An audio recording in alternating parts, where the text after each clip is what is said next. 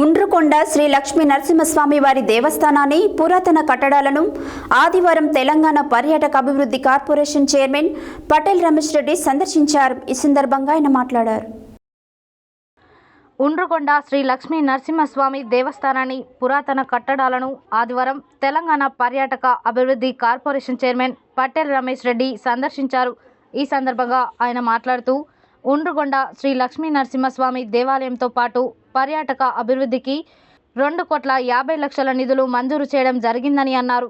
ఉండ్రుకొండ గుట్టను తెలంగాణలోనే number 1 tourism స్పాట్గా మారుస్తానని, ఉండ్రుకొండ సందర్శనకు ప్రజలు పెద్ద సంఖ్యలో తరలి వచ్చేలా ప్రణాళిక సిద్ధం చేయాలని అధికారులకు సూచించడం జరిగిందని తెలిపారు.